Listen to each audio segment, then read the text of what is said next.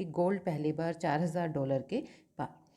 जब भी हम गोल्ड के रेट की बात करेंगे तो हम डॉलर में बात करेंगे, और जब भी हम डॉलर की बात करेंगे हम अपने एक्सचेंज रेट की बात करेंगे। जितना हमारा एक्सचेंज रेट डेप्रिशिएट होता जा रहा है वहाँ पे प्रेशराइज होता जा रहा है, और $4000 को जब हम एक्सचेंज रेट के उसमें लेके चलते हैं तो हमारा जो गोल्ड का प्राइस है वो भी काफ़ी हायर उस पर जा रहा है। Exchange rate is one of the reason, क्योंकि जब हम कंट्री की बाउंड्री क्रॉस करते हैं तो हम एक्सचेंज रेट की बात करते हैं। लेकिन जब हम गोल्ड की बात करते हैं तो गोल्ड पहली बार $4000 पर आउंस मार्क क्रॉस किया है उसने।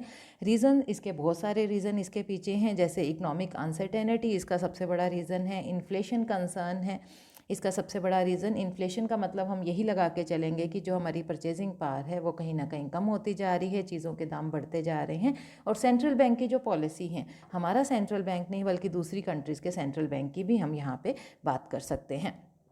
तो गोल्ड कहीं ना कहीं एक पर्टिकुलर हम कहेंगे कि अब उसने लगाया है। अब हम बात करते हैं कि रीज़न्स इसके पीछे, क्या क्या रीज़न्स इसके पीछे रहे हैं, क्यों वहाँ पे एक तेज़ी आ रही है मार्केट में। सबसे पहला रीज़न तो यही है कि जो इंटरेस्ट रेट के अंदर कट की एक उम्मीद वहाँ पे है मार्केट को, अमेरिका की साइड से, फेडरल बैंक की साइड से, वहाँ पे कहीं ना कहीं हम लेके चल सकते हैं।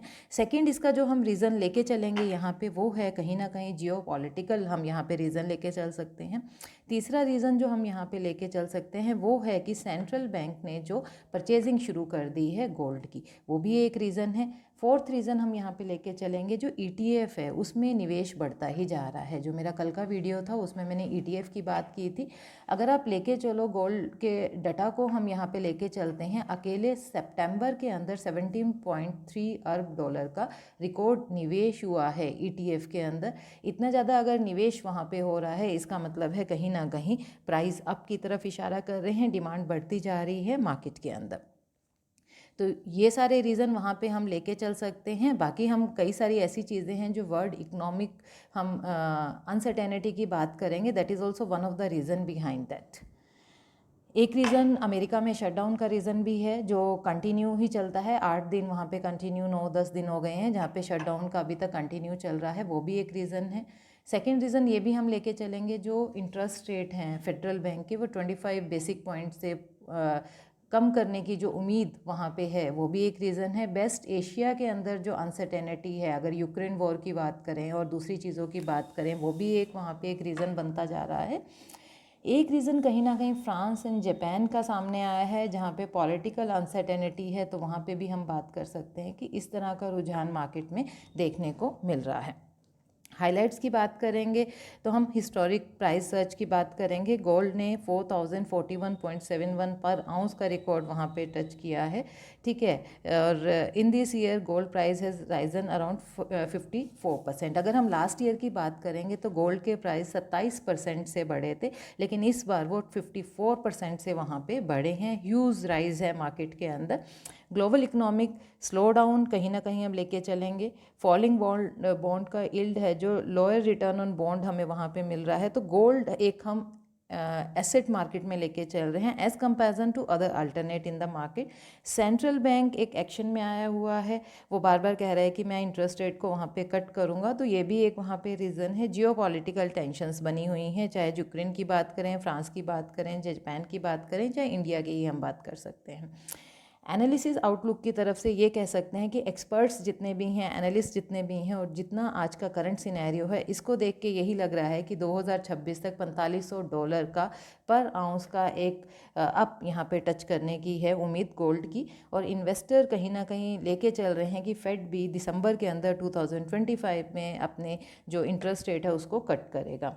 सिल्वर प्राइस भी गोल्ड के साथ साथ सिल्वर भी पीछे नहीं है। सिल्वर का भी $50.10 पर आउंस जो 3% का अप वहाँ पे लगा है। तो कहेंगे कि सिल्वर एंड गोल्ड दोनों ही वैल्यूएबल एसेट हैं और दोनों ही मार्केट पे अपनी पोजीशन बना के चल रहे हैं। इकोनॉमिक इम्प्लीकेशंस देखेंगे, इन्वेस्टर के पॉइंट ऑफ व्यू से देखेंगे तो कहीं ना कहीं डिमांड है, सेफ एसेट की डिमांड है मार्केट के अंदर, और हम यही लेके चलेंगे कि ये कहीं ना कहीं एक सेफ एसेट है। ग्लोबल इक्विटी बॉन्ड वॉलेटाइल इसमें सिचुएशन के अंदर है, तो गोल्ड ETF और फिजिकल गोल्ड दोनों के दोनों ही इन्वेस्टमेंट पॉइंट ऑफ व्यू से बहुत ही अच्छे सिनेरियो के अंदर हैं। लेकिन अगर हम फिजिकल गोल्ड की बात करेंगे और as comparison to digital gold की बात करेंगे तो सेफर सिनेरियो मेरे ख्याल से डिजिटल गोल्ड की तरफ ज़्यादा जाता है। और सेंट्रल बैंक की बात करेंगे, जो गोल्ड के प्राइस राइज़ हो रहे हैं, कहीं ना कहीं हमारी जो करेंसी की स्टेबिलिटी की हम बात कर सकते हैं, ग्लोबल इन्फ्लेशन ट्रेंड की हम वहाँ पे बात कर सकते हैं, ठीक है। जो रिज़र्व बढ़ाते जा रहे हैं सेंट्रल बैंक, उसकी हम बात कर सकते हैं। और जो कंज्यूमर की अगर बात करें, इंडिया की स्पेशली हम बात करें, तो गोल्ड ज्वेलरी कहीं ना कहीं will rise sharply, possibly affected retail demand during the festive and wedding. Diwali आने वाली है, वैसे भी गोल्ड हमारे लिए बहुत प्रीशियस आइटम वहाँ पे रहता है, तो डिमांड वहाँ पे बढ़ेगी ही बढ़ेगी मार्केट में।